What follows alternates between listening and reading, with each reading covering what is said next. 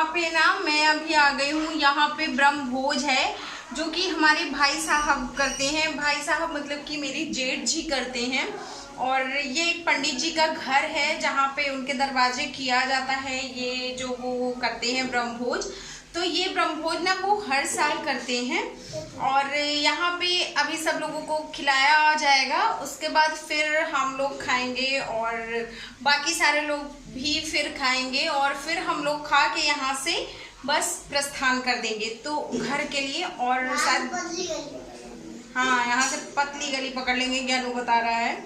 तो अभी पहले खिलाना, हाँ ज्ञानू कह रहा है कि नाव में बैठेगा, बट पता नहीं टाइम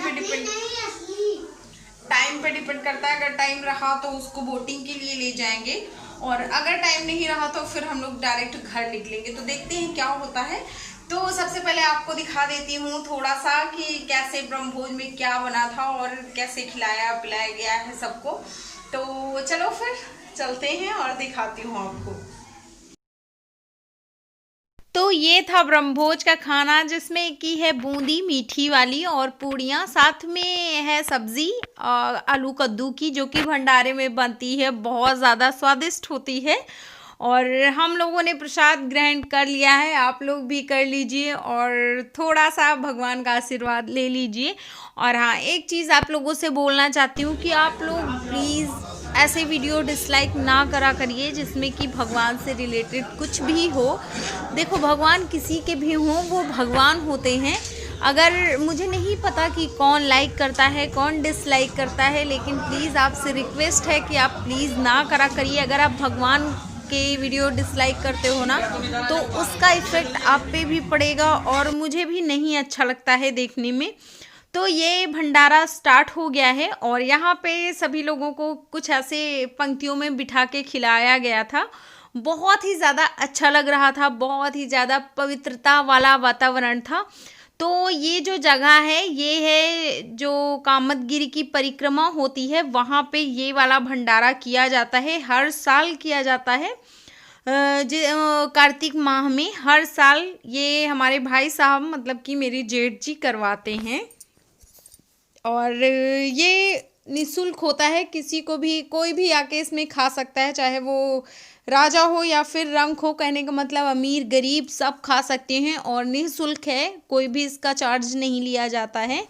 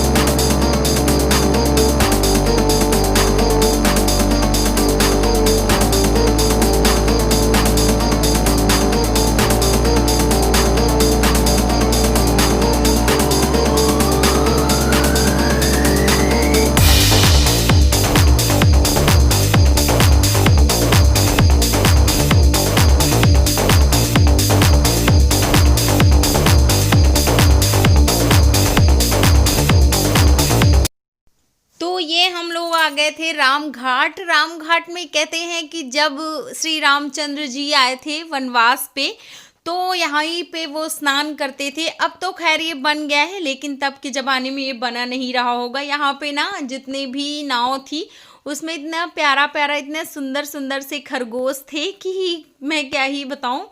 बहुत अच्छे लग रहे थे, ज्ञानू को बहुत पसंद आए थे। और ज्ञानू को करनी थी बोटिंग, इसलिए उसको हम लोगों ने बैठा दिया है। और मिश्रा जी और ज्ञानू गए थे क्योंकि मुझे पानी से बहुत ज़्यादा डर लगता है।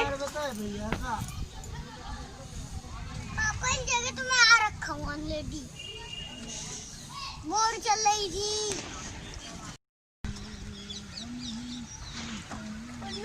मैं कितना दूर आ गया। पापा तब तक मैं पानी को देख रहा हूँ। हाँ पानी देखते हुए।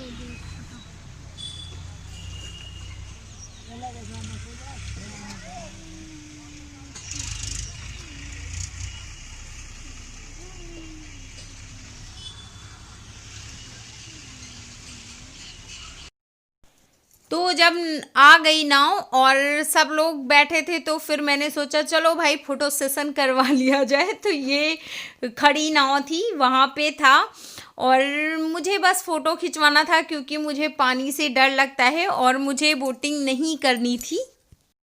अभी हम लोग जा रहे हैं पर्णकुटी, और जहाँ पे पत्तों का घर बना के वो रहते थे श्री राम जी। तो बहुत ज़्यादा वजन है, बहुत, मतलब देखो इतना सब हम चढ़ के आए हैं और अभी भी बहुत सारा हमको चढ़ना है। ये एक मंदिर है हनुमान जी का, तो चलो दिखाती हूँ आपको। तो ये गेट है और यहाँ पे हम लोग आ चुके हैं, कुछ ऐसा रास्ता है।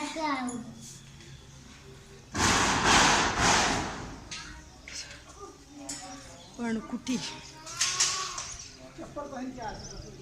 तो ये हम मंदिर के अंदर आ चुके हैं और यहाँ पे सारी चीजें दिखाती हूँ। यहाँ पे जो आम के पत्ते होते हैं उनको बना के श्री रामचंद्र जी और सीता जी और हमारे लक्ष्मण जी यहाँ पे निवास करते थे। तो और ये वाली जो मूर्ति है इसकी कहते हैं पूजा करते थे। तो सारी चीजें मैं आपको दिखाती हूँ और चलिए अंदर चलते हैं। ये रहा एक इधर,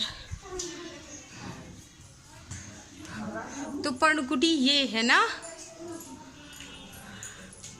तभी इसको पत्तों से ऐसे बनाया गया है। सॉरी, पर्णकुटी ये है।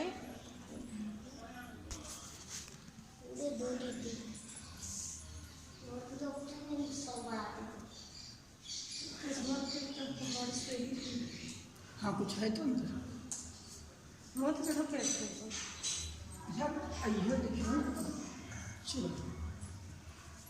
कितनी सीढ़ियाँ थी? 93 सीढ़ियाँ थी। तुम 93 सीढ़ियाँ चढ़ के आ गए क्या? और अच्छा, दोनों चढ़ और उतर के दोनों आए हो?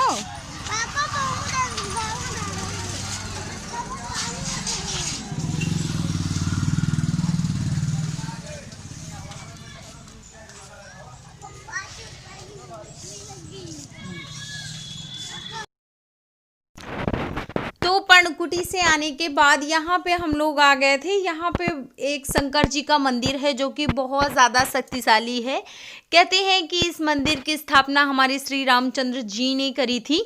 और ये कुछ ऐसे मैं आपको अंदर का व्यू दिखाने की कोशिश करती हूँ। देखो, इसका जीर्णोद्धार हुआ है, मतलब कि मंदिर को बनाया गया है।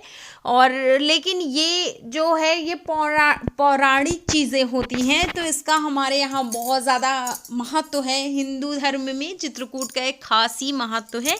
अगर आप कभी चित्रकूट गए हो तो मुझे ज़रूर बताना आप लोग।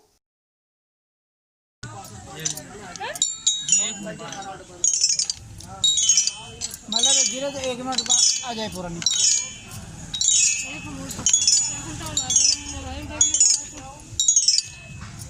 चलो क्या पता ही अच्छा लग रहा। तो पहुंच चुकी हूँ घर। आप बैकग्राउंड देख के समझ गए होगे। और अभी मॉर्निंग का टाइम है। पहुंचे थे हम लोग रात के करीब 12 बजे के आसपास। आसपास क्या, 12 ही बज गए थे। तो क्या हुआ था, तो आते वक्त मैं कोई वीडियो नहीं शूट कर पाई क्योंकि बैटरी नहीं थी और स्विच ऑफ था, तो जिसके कारण मैं नहीं कोई भी वीडियो शूट कर पाई थी। हम लोग आए और रास्ते में रुके थे हम लोग।